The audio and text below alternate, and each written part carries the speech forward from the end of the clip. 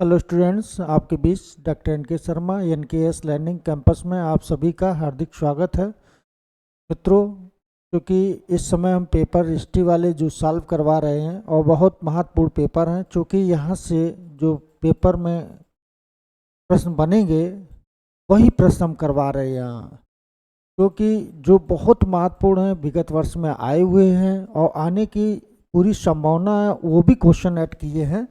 तो आज हम लोग जरा इस विषय में चर्चा करेंगे।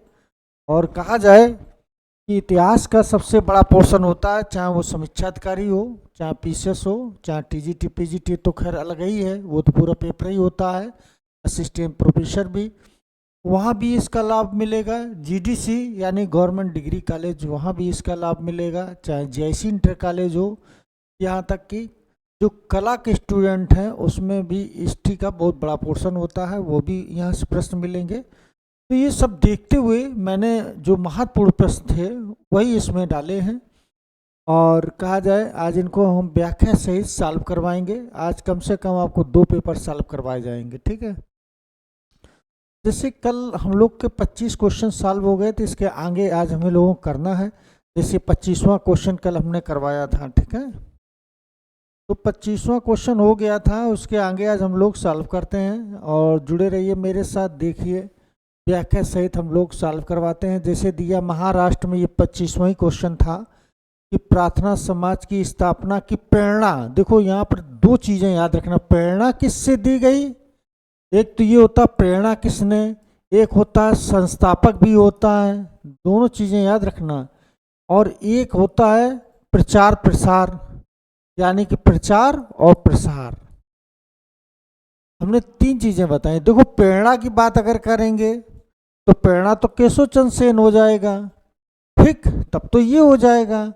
अगर यही संस्थापक की बात आती कि संस्थापक कौन थे, तो आत्माराम पांडुरंग लगाते। क्या लगाते कि आत्माराम पांडुरंग लगाते, है ना, तब आत्माराम पांडुरंग लगाते।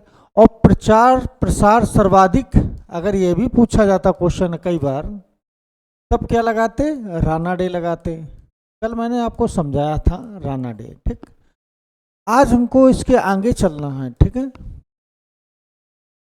आगे का क्वेश्चन ये है कि सन 1891 में एज आप कंसेंट एक्ट के अंतर्गत कन्याओं की विवाह की आयु न्यूनतम क्या रखी गई थी।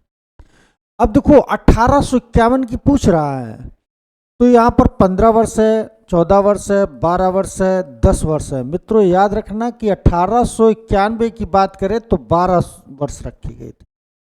12 वर्ष ये लड़की की एज थी और 14 वर्ष लड़के की एज थी, ठीक है। दूसरी चीज और एक याद रखना कि इसी जगह एक चीज और रखा गया, और क्या किया गया कि जब ये एज वाली बात आई, बना था, तो इसमें तिलक जी ने, यानी तिलक जी ने ये काम, इसका विरोध किया।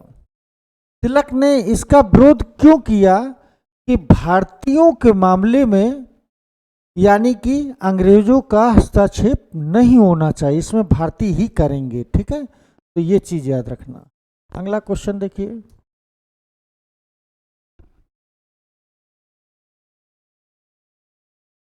अगला क्वेश्चन है सन 1856 के विख्यात हिंदू विवाह विधवा पुनः अधिनियम को पारित करवाने के लिए निम्नलिखित में से कौन उत्तरदायी था। अक्षय कुमार दत्त, ईश्वर चंद्र विद्यासागर, केशव चंद्र सेन, देवेंद्र नाथ टैगोर। तो पारित करवाने में ईश्वर चंद्र विद्यासागर की भूमिका थी। और कहा जाए उस समय गवर्नर जनरल कौन था, तो याद रखना लॉर्ड कैनिंग था। कौन था, तो Lord Canning. Lord Canning governor general था, यानी कि ये गवर्नर जनरल के समय ही ये पारित हुआ था, ठीक है। गवर्नर जनरल यही था। अब एक चीज तुम्हें और बता दें कि अगर कभी ये आए कि हिंदू विधवा पुनः विवाह अधिनियम तैयार किसने करवाया था। एक बार PCS में क्वेश्चन पूछा गया, लोग गलत कर दिए। तैयार यानी किसके समय हुआ, और पारित, यहाँ तो पारित हुआ था, ठीक है। और तैयार हुआ था तो लॉर्ड डलहौजी के समय। किसके समय हुआ था? तो लॉर्ड डलहौजी। ये क्वेश्चन दोनों बहुत पूछे गए हैं, ठीक है, तो ये चीज याद रखना। अगला देखिए,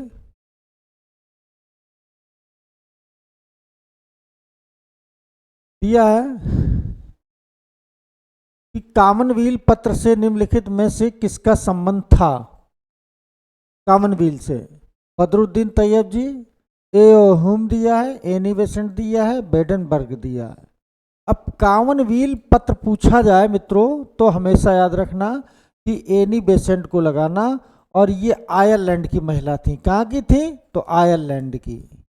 और कहा जाए ये जो आयरलैंड की महिला थी, इन्होंने भारत की स्वतंत्रता के लिए काफ़ी कुछ योगदान रहा, और कहा जाए ये कांग्रेस की पहली महिला अध्यक्ष भी बनी थी, एनी बेसेंट। और द्वितीय गोलमेज सम्मेलन, यानी कहा जाए उनमें उसमें भी इनने काफ़ी प्रेरणादायक, यानी कहा जाए कहा था कि वास्तव में भारत यहाँ पर कुछ अच्छे ही करेगा जो ये जा रहे सम्मेलन में, ठीक है, तो ये चीज़ें याद रखना। और कहा जाए कि एनी बेसेंट ने होम रूल लीग आंदोलन भी चलाया था, ये भी याद रखना, ठीक है। तो एनी बेसेंट की काफ़ी भूमिका रही है, और आयरलैंड की ये थी, ठीक है, तो ये चीज़ याद रखना। अगला क्वेश्चन, अच्छा हाँ, बेडनबर्ग के विषय में हमने बताया, ये कई बार क्वेश्चन पूछा गया है कि ह्यूम की जीवनी लिखी थी, ह्यूम की जीवनी इसी ने लिखी थी, ठीक है, और ये कांग्रेस के अध्यक्ष भी बने थे, ठीक है।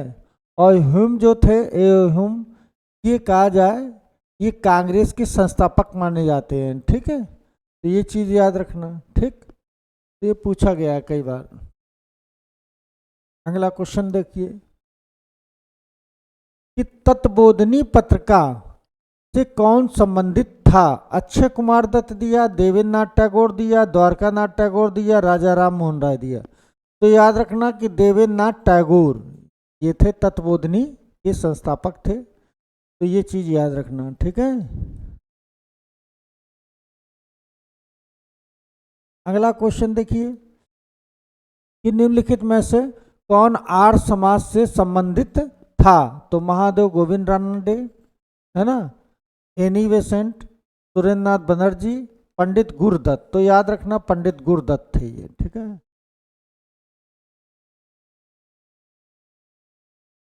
अगला क्वेश्चन कि किन राष्ट्रवादियों ने अंग्रेजों के आर्थिक शोषण का नाम विकास सिद्धांत, ड्रेन थ्योरी दिया था?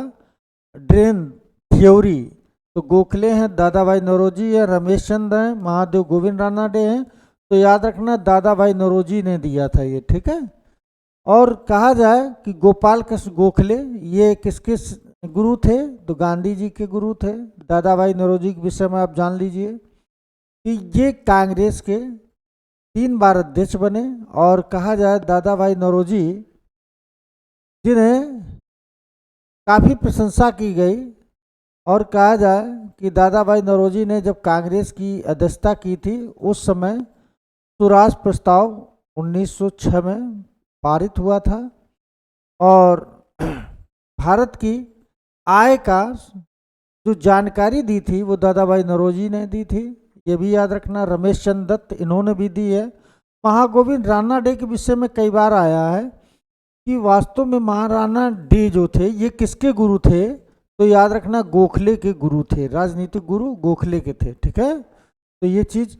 और कहा जाए प्रार्थना समाज का सर्वाधिक प्रचार प्रसार किसके समय हुआ? तो रानडे के। ये कई बार क्वेश्चन पूछा गया है, ठीक है। अगला क्वेश्चन देखिए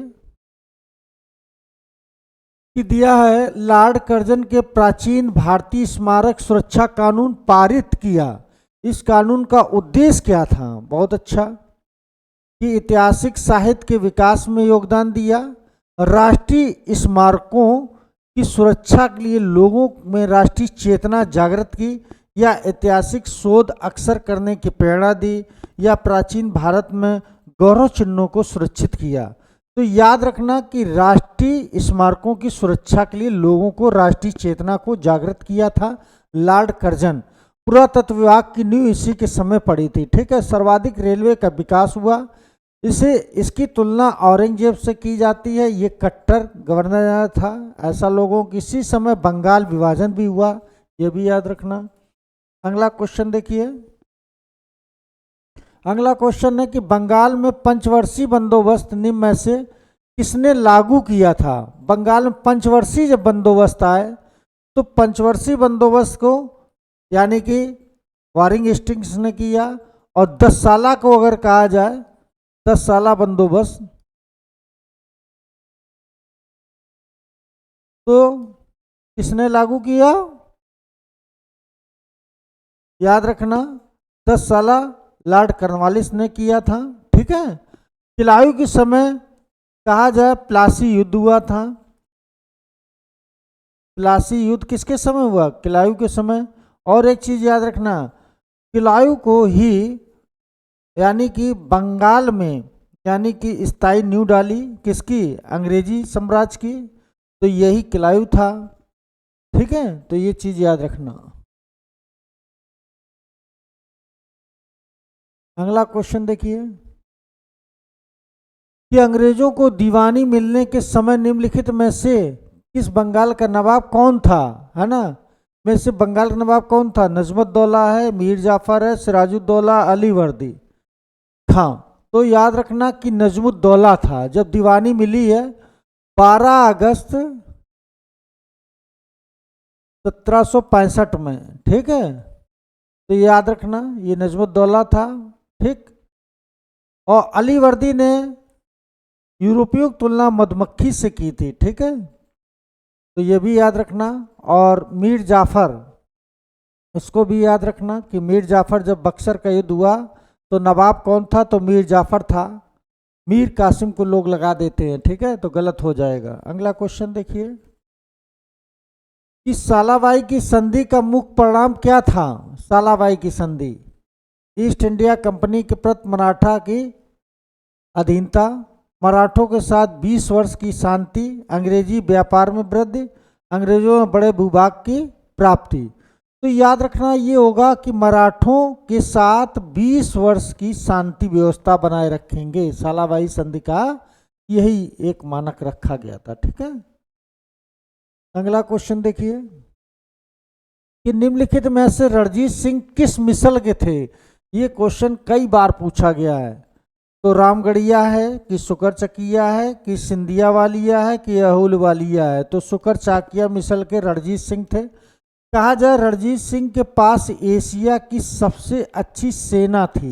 ठीक है। दूसरी चीज कहा जाए रणजीत सिंह को राजा की उपाधि जमान शाह ने दिया था, यह भी याद रखना। ठीक है। तो रणजीत सिंह के विषय में इन्हीं के बेटा दिलीप सिंह हुआ। रणजीत सिंह के पास पुनः कोनूर हीरा आ गया था, लेकिन दिलीप सिंह के समय कोनूर हीरा भारत से हमेशा के लिए चला जाता है, आज तक नहीं आया। यानी कि उस समय जब दिलीप सिंह इनका बेटा शासन सत्ता संभाला तो उस समय एक गवर्नर था जिसका नाम लॉर्ड डलहौजी था। और कहा जाए इसके बाद जब इनसे यानी कोनूर हीरा चला जाता है और ये पेंशन भोगी बनकर रह जाते हैं। ठीक है, तो ये चीज याद रखना। ठीक। अगला क्वेश्चन, मराठों के उत्कर्ष के महत्वपूर्ण कारण निम्नलिखित में से क्या थे। उत्कर्ष, तो ये देखो महाराष्ट्र की भौगोलिक स्थिति थी, या तत्कालिक धार्मिक आंदोलन, शिवाजी का जुझारू व्यक्तित्व था, या शिवाजी द्वारा दक्षिण शासकों में से आर्थिक व सैन्य सहायता प्राप्त करना चाहते थे। ठीक है।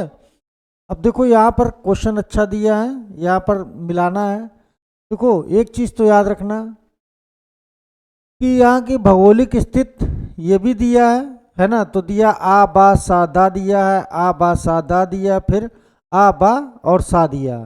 तो इसमें कौन सा आंसर होगा, तो आ तो ये ठीक है, बा भी सही है ना, तो आ बा ठीक है, और इसके बाद दा, है ना, आ बा और दा। देखो इसमें कौन सा आंसर हो जाएगा, ए आंसर हो जाएगा। ठीक है। अगला क्वेश्चन देखिए,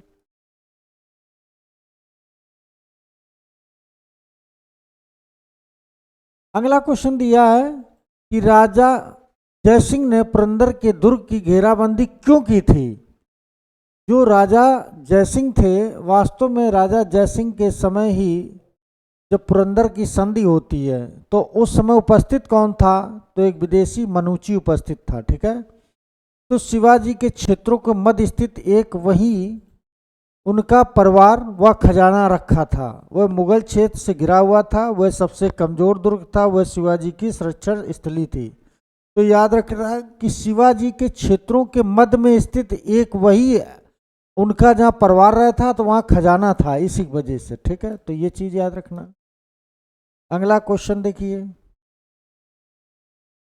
बहुत अच्छा क्वेश्चन कि राजा राम के मृत्युपरांत उसकी विधवा ताराबाई ने किसके नाम से शासन किया था? अपने पुत्र संवादुती कि शिवाजी प्रथम कि संबा के पुत्र साहू या अपने अल्पायु पुत्र शिवाजी द्वितीय? तो याद रखना ये शिवाजी द्वितीय था। शिवाजी द्वितीय की जरूर इसने गद्दी पर बैठाल दिया, लेकिन शासन की वास्तविक बागडोर ताराबाई के हाथ में थी और अंग्रेजों से इसका यानी कि अंग्रेजों ने औरंगजेब से युद्ध होता है और ये पराजित हो जाती है। ठीक है, तो ये चीज याद रखना। जिस तरीके से कहा जाए 1857 में लखनऊ में क्रांति हुई थी, है ना, कि वास्तव में उस समय भी यही हुआ कि अपने बेटे को ब्रिटिश कादिर को गद्दी पर जरूर बैठाल दिया, लेकिन बेगम हजरत महल ने सत्ता की बागडोर अपने हाथ में ले रखी थी। उसी तरीके से यहाँ मराठा में हुआ है कि शिवाजी द्वितीय तो बैठाल दिया, लेकिन ताराबाई ने जो सत्ता की बागडोर थी अपने हाथ में ली और युद्ध लड़ी। और कहा जाए कि वास्तव में इन्हें सिद्ध भी कर दिया था एक वीरांगना, लेकिन अंत में ये पराजित हो जाती हैं। ठीक है, तो ये चीज याद रखना। अगला क्वेश्चन कि पानीपत के तृतीय युद्ध में मराठा सेना का वास्तविक सेनापति कौन था? तृतीय युद्ध, तो पानीपत के 3 युद्ध हुए थे। एक 1526 में हुआ था, एक 1556 में हुआ था और एक 1761 में हुआ। तो 3 पानीपत के युद्ध हुए थे। अब यहाँ मल्लाव राव होलकर थे या सदाशिव राव भाऊ थे, विश्वास राव थे या नाना फडणवीस थे? तो सदाशिव भाऊ याद रखना, ये भाऊ शब्द आ जाए तो यही थे जब पानीपत का तृतीय युद्ध हुआ और इनकी पराजय यानी कि जाट इनसे अलग हो गए। जाटों ने ये कहा था कि युद्ध में महिलाओं को न ले जाइए, लेकिन ये नहीं माने तो वो लोग अलग हो गए और कारण ये रहा कि वास्तव में अहमद शाह अब्दाली की विजय होती है और इनकी पराजय होती है। ठीक है, और ये भी कहा जाता कि इस युद्ध में ऐसा कोई महाराष्ट्र का वंश, महाराष्ट्र का परिवार नहीं बचा था जिसका कोई सगा संबंधी ना खोया हो।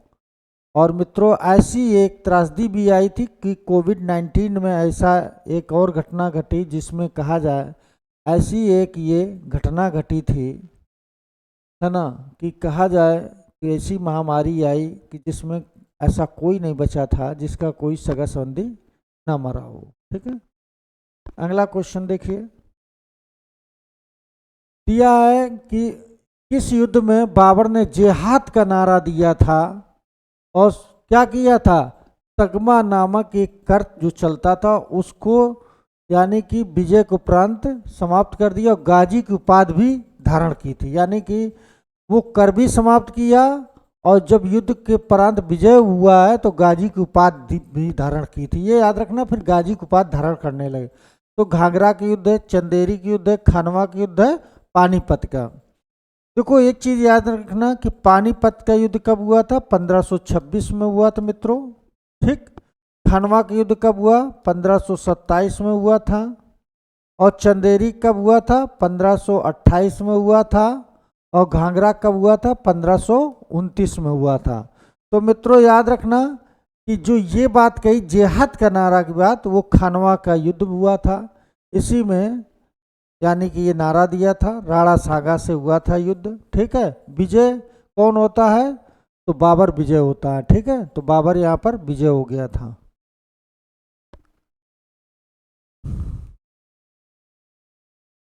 शेरशाह के विषय में क्या असत्य है? देखो शेरशाह के विषय में असत्य क्या है ये हमें खोजना है।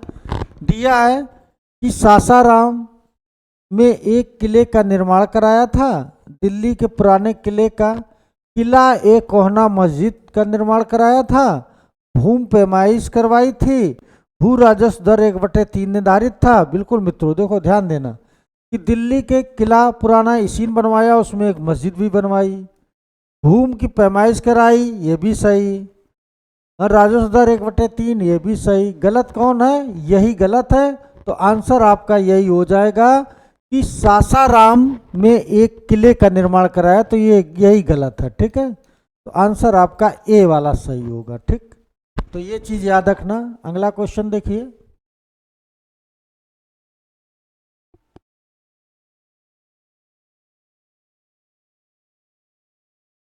कि 1580-81 ईस्वी में बाबर के सम्मुख सर्वाधिक बड़ा संकट क्या था? हल्दी घाटी युद्ध से राणा प्रताप का बच निकलना, पश्चिमोत्तर सीमा पर यूसुफजाई जनजातियों का विद्रोह, सलीम का विद्रोह, असंतुष्ट अमीरों अधिकारियों द्वारा अकबर के सौतेले भाई मिर्जा हाकिम ने अपना शासक घोषित करना। यही मित्रों आंसर हो जाए। ठीक है,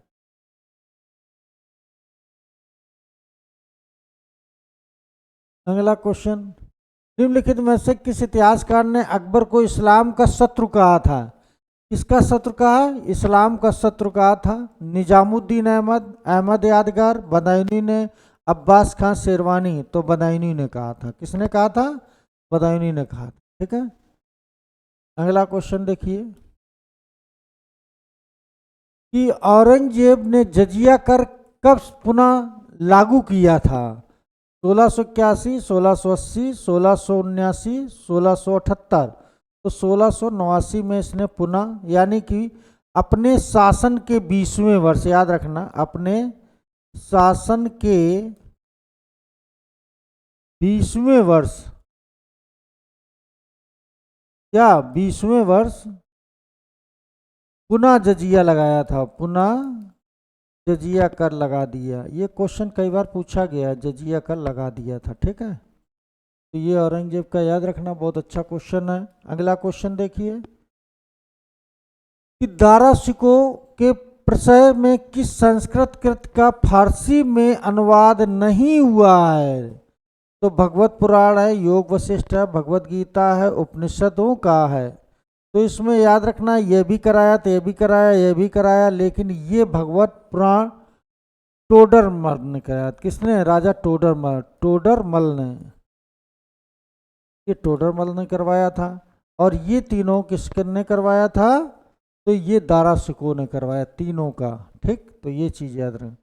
52 उपनिषदों का फारसी में अनुवाद कराया, योग वशिष्ठ का करवाया, भगवत गीता करवाया। ठीक है, मुगल काल का सबसे विद्वान यही व्यक्ति था, लेकिन मारा जाता है अपने भाई औरंगजेब के द्वारा। ठीक, अगला, सम्राट जहांगीर के दरबार में सर टॉमस रो कितने वर्ष तक रहा था? तो मित्रों याद रखना, 2 वर्ष,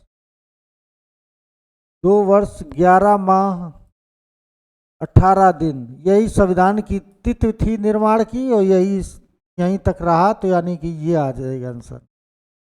ठीक है, अगला क्वेश्चन देखिए, हनूजे दिल्ली दूरस्थ के किस सुल्तान से संबंधित था? तो मित्रों याद रखना, हनूजे दिल्ली दूरस्थ किससे संबंधित था? फिरोज तुगलक से, मोहम्मद तुगलक से, गयासुद्दीन तुगलक से, अलाउद्दीन खिलजी से। तो ये याद रखना, ये गयासुद्दीन तुगलक से है हजूने दिल्ली दूरस्थ। अभी दिल्ली दूर है, इसने एक लकड़ी का भवन बनवाया था, और कहा जाए ये अफगानपुर में था। कहाँ पर था? तो अफगानपुर में ये लकड़ी का भवन था। इसमें जैसे प्रवेश करेगा कौन? गयासुद्दीन तुगलक, और वैसे ये भवन धराशायी हो जाएगा। और उसका बेटा भी साथ में एक मोहम्मद था, और दोनों इस भवन में दब के मर जाते हैं। ठीक है, और ये किसके दिमाग की उपज थी? तो औलिया की थी। किसने बनवाया था? तो मोहम्मद बिन तुगलक ने अपने पिता की, यानी कहा जाए कि राजवंशिक तरीके से, कि वो वहाँ से विजय करके आ रहा था बंगाल से, तो उसी की विजय के उपलक्ष्य में इसने एक अफगानपुर में लकड़ी का भवन बनवाया था। क्योंकि अगर दिल्ली पहुंच जाता तो औलिया को निश्चित है मृत्युदंड भी दे सकता था। तो औलिया ने ये दिमाग की उपज थी, कि उसने पहले उसके बेटा का ऐसा कर दिया कि उसने एक ऐसा भवन का निर्माण कराया कि वहीं पर वो समाप्त हो जाता है। क्योंकि औलिया ने खुद कहा था मोहम्मद बिन तुगलक से, उससे क्या नाम, यासुद्दीन से कहा था। किसने? यासुद्दीन ने किससे कहा? औलिया से। औलिया से ये कहा था कि तुम मेरे बेटे मोहम्मद तुगलक को जो भड़का रहे हो, हम आकर तुम्हें सजा देंगे। और दूसरी चीज ये कहा था कि 53 उलेमाओं का महाभियोग भी लगा दिया था। और ये तो निश्चित था कि अगर गयासुद्दीन तुगलक दिल्ली पहुंच जाता तो निजामुद्दीन औलिया को निश्चित दंड देता। लेकिन मित्रों, औलिया के दिमाग की उपज ही तो है, उसने पहले ये मोहम्मद बिन तुगलक से कहा कि अगर ये तुम्हारा पिता यहाँ आ गया तो तुम्हें नहीं यहाँ सुल्तान बनाएगा, जो मोहम्मद साथ में है उसी को सुल्तान बनाया जाएगा। तो तुम क्या करो कि एक पहले से इसे स्वागत के लिए भवन का निर्माण करा दो और उसी में यानी जैसे एंट्री करेगा तो खुद दोनों समाप्त हो जाएंगे, तुम्हारे लिए रास्ता खुल जाएगा। ठीक है, अगला क्वेश्चन देखिए। अगला क्वेश्चन है कि किस सुल्तान ने स्वयं को खलीफा घोषित किया था? मोहम्मद तुगलक है, कुतुबुद्दीन मुबारक शाह खिलजी, अलाउद्दीन खिलजी, है बलबन है।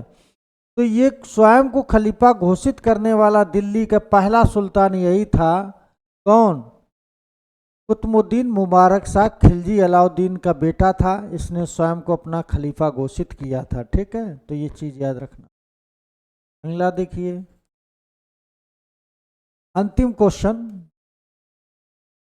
दिया है कि निम्नलिखित में से चोल शासकों में किसने श्री विजय पर आक्रमण किया था? विक्रम चोल ने, कुलुंतुक ने, राजेंद्र प्रथम ने, राजराज प्रथम ने? तो राजेंद्र प्रथम ने किया था। ठीक है, राजेंद्र प्रथम ने यानी श्री विजय पर आक्रमण किया था और विजय भी हुआ था। राजेंद्र प्रथम वास्तव में राजराज प्रथम का पुत्र था, बहुत योग्य था। इसने भूमि की 2 बार नापजोक कराई थी। राजराज ने सबसे पहले भूमि की नापजोक करा के कर लिया था, इसने 1 बार करी थी। और ये कहा जाए कि श्रीलंका को विजय करने वाला कौन था? तो राजराज प्रथम था। लेकिन श्रीलंका को पूर्णतः विजित करने वाला कौन था? तो राजेंद्र प्रथम था। कुलुंतुक जो था प्रथम, इसने करों को हटाने वाली उपाधि धारण की थी। ठीक है, तो ये भी याद रखना। तो ये रहा आज का आपका पेपर, बहुत अच्छा है और यहाँ से क्वेश्चन काफ़ी आ सकते हैं। इस वजह से आप लोग इसको ज़रूर रिवाइज करके जाइए, जिससे कि यहाँ से अगर प्रश्न पूछा जाए तो गलत ना हो। मिलते हैं हम लोग पुनः एक अगली वीडियो में।